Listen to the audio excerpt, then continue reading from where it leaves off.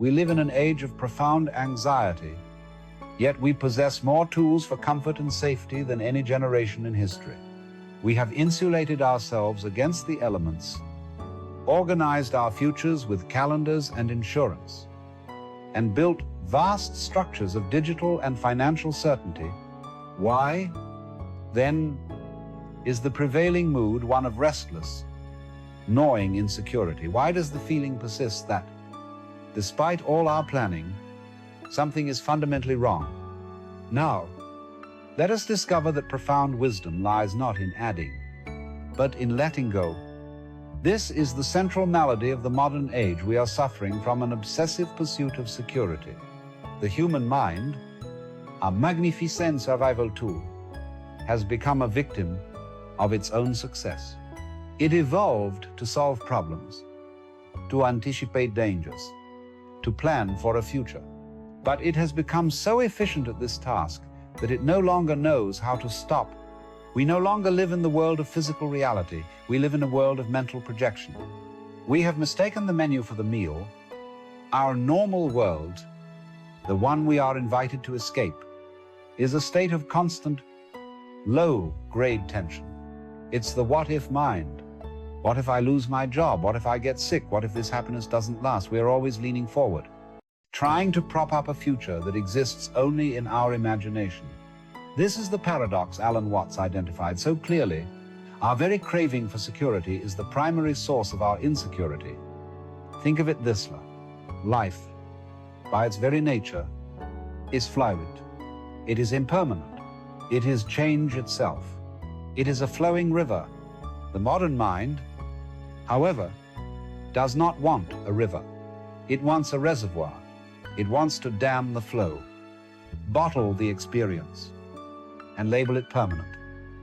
The I, the ego, the sense of self we carry around, is precisely this neurotic attempt to freeze the flow. The I is a bundle of memories, the past and anxieties, the future. It is a tension, a contraction against the now. In its desperate attempt to make itself permanent, it declares war on the very nature of reality. And this war, this internal resistance to what is the feeling we call anxiety. We believe that if we can just accumulate enough money, enough knowledge, enough control, enough love, we will finally arrive at a point of invulnerability. We will be safe. But this is an illusion. As Watts points out, there is no such thing as safety in this sense. To be alive is to be fundamentally insecure. To be alive is to be vulnerable. The moment you are born, you are on a trajectory toward death.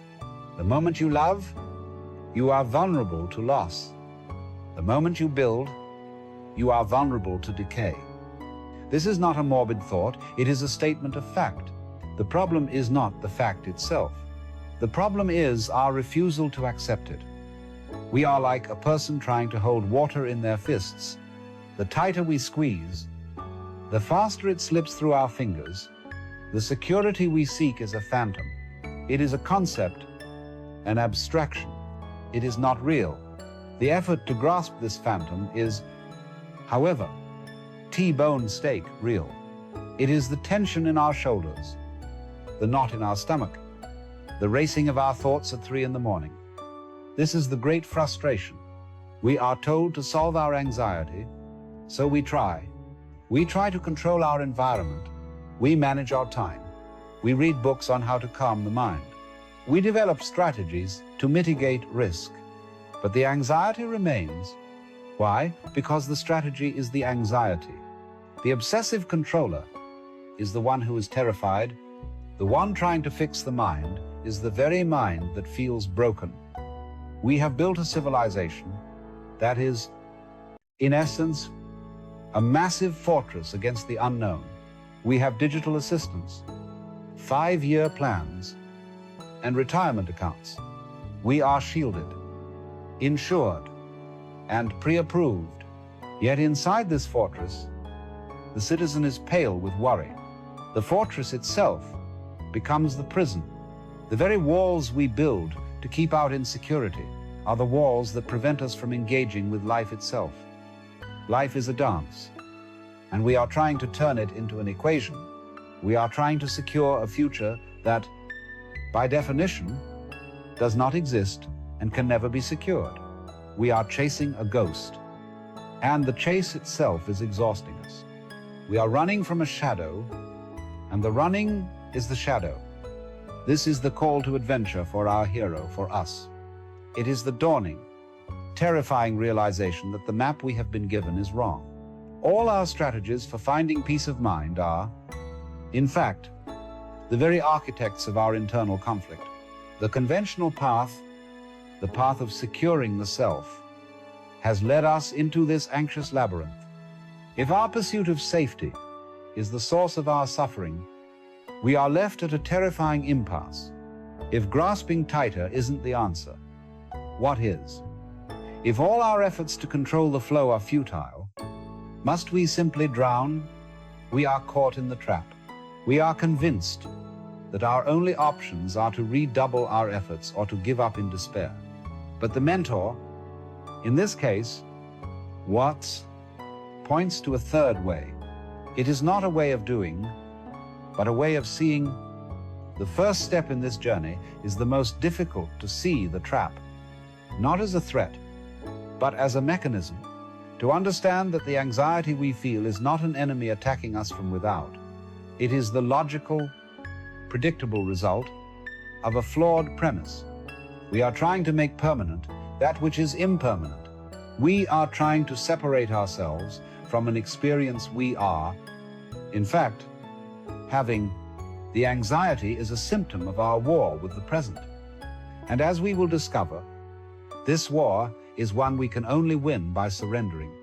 We stand at the threshold. Having recognized the great paradox, our desperate quest for security is the engine of our anxiety. The logical next step, the one our hero almost always takes, is to declare a new war. Very well, the mind says, if trying to be secure is the problem, I will now try to be insecure. I will force myself to be spontaneous. I will try to be present. I will defeat my anxiety by accepting it. And here, we fall immediately into the most subtle and powerful trap of the human mind. This is the central challenge, the belly of the whale in our journey. Alan Watts identified this as the backward law. The law states simply, in the psychological and emotional world, effort often produces the opposite of its intended effect. The more you try to be happy, the more you focus on the fact that you are not happy, the more you try to relax, the more tense you become. The harder you try to fall asleep, the more vividly awake you find yourself. It's like trying to bite your own teeth. This is the special world of the inner journey, where all the rules of the outer world are reversed. In the outer world, effort works. If you want to build a house, you apply force, you lift bricks, you hammer nails. Cause and effect are direct, but the mind is not a house. You cannot build a state of peace. You cannot achieve relaxation. You cannot conquer anxiety. Why? Because the you who is trying to do the conquering is the very source of the disturbance. Let's dissect this. When you say, I am anxious, and I must stop this, you have created a false duality. You have split yourself in two. There is I, the noble, calm, controlling, the thinker, and me, the messy, anxious bundle of feelings. The object, I am now at war with me. But this is a complete hallucination. There is no I separate from the feeling of anxiety. When you are anxious, the whole of you is the experience of anxiety. The thought, I must stop this, is not a calm surgeon arriving on the scene. That thought is the anxiety itself. It is the second layer of panic. It is anxiety about anxiety. It is the mind rejecting its own present state. And that rejection is the core of the suffering. The backward law reveals that the act of trying is an act of resistance, and resistance is tension. Therefore, Trying to relax is a perfect contradiction in terms it is the act of tension posing as a solution. This is why so many of our attempts at self-help fail. We are given techniques to fight our negative thoughts, to manage our stress, but this military language keeps us in a state of civil war. The hero, our viewer, is exhausted from this fight. They have tried affirmations. They have tried powering through. They have tried to think their way out of a feeling. But you cannot think your way out of a prison whose bars are made of thought. The great ordeal in this journey is the realization that the I we are trying to protect, that central ego, the thinker of the thoughts, is the illusion. It is the one clinging, the one resisting. The harder it tries to fix the experience, the more it reinforces its own sense of separation. Imagine you are in quicksand. Your first instinct is to struggle, to flail, to try to get out. This, of course, is what makes you sink faster. The only way to survive quicksand is to do the opposite of what your panic demands: to relax, to spread out, to surrender to the substance, to become buoyant. This is the backward law. When you are anxious, your instinct is to flail, to think, to plan, to distract, to fight. This mental flailing is the quicksand. It is what deepens the panic. The mentor's gift from Watts is this: the only way out is through. The solution is not to fight the anxiety. It is to stop the fight. It is to realize that the I and the anxiety are not two things. They are one single, unified event. You don't have anxiety. You are anxious. This is not a passive defeat. It is a radical, intelligent act of non-resistance. It is to feel the feeling without the second layer of judgment. This is bad. I must escape it. It is to observe the racing heart, the tight chest, the frantic thoughts, not as your enemies, but as impersonal events, like watching clouds move across the sky. The I is the one who believes. It controls the clouds and is failing at the job. The backward law shows us that our attempt to be God in our own minds is the very definition of hell. So what happens when the hero stops fighting? What happens when you stop trying to not be anxious? You become aware of the anxiety. You let it be there. And a strange thing happens. The second layer, the anxiety, about the anxiety, the frustration, the I am failing story begins to dissolve. It was only being kept alive by your effort, by your trying. When this secondary tension drains away, the primary feeling is still there, but it is no longer a problem. It is just energy. It is the raw, unfiltered experience of being alive. It might be uncomfortable, but it is not suffering. Suffering requires an I who is suffering. When you simply are the experience, the I and its story of suffering go quiet. This is the great turning point. The hero realizes the dragon they were fighting was a phantom, projected onto the wall by the very flashlight they were holding. The problem was never the feeling itself, but the opinion about the feeling, the resistance to the feeling. The I that was trying to achieve peace was the only thing disturbing it. This is the profound, destabilizing, and ultimately liberating wisdom of the backward law. You cannot try to let go. You can only see that you have been holding on, and in the seeing, the grip loosens. We have passed through the center of the conflict. We have seen that our quest for security is a paradox, and that our effort to fight our own minds, the backward law, is the very engine of that conflict. The hero, exhausted by this internal war, now asks the fundamental question: if I am not to chase security, and I am not to fight my anxiety, what is left to do? The answer is the elixir. It is the great resolution. It is the wisdom that, once integrated, changes the very texture of reality. The solution is to live fully in the present moment. This sounds like a simple platitude, a cliche from a mindfulness app. But in the context of Watt's diagnosis, it is the most radical act imaginable. It is the key that unlocks the prison. Why? Because anxiety is a disease of time. Anxiety, by its very definition, cannot exist in the present. It is always about the future. It is a what-if projection. Regret, its twin, is always about the past. The I, the ego, that we have been discussing, is a phantom made of time. It is a story, a collection of past memories and future projections. This I cannot live in the now. The now is its mortal enemy. The now is the one place where the ego story dissolves. Therefore, the only way to find security is to realize that the only ground that exists, the only reality we will ever have, is this moment. The future is a concept. The past is a memory trace. The only time it is ever is now. The wisdom of insecurity is the profound, system-shattering realization that this is it. This moment, this breath, this sensation, this is the only safety there is. True security is not found in clinging to the known, the past, or trying to control the unknown, the future.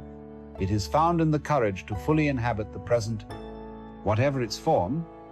This is the hero's return. But they are transformed. The world is the same, but their perception is new. What does this mean in practice? It does not mean you never plan for tomorrow. It means you plan for tomorrow in the present.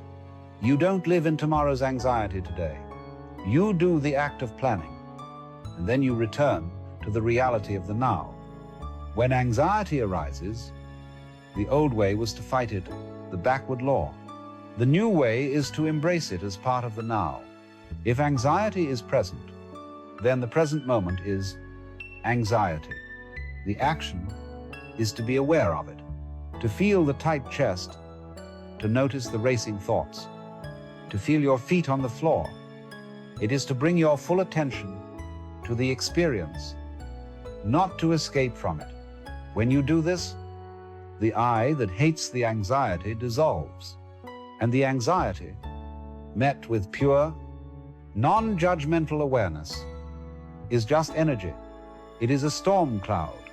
It is not you, and it is not bad. It is just what is happening.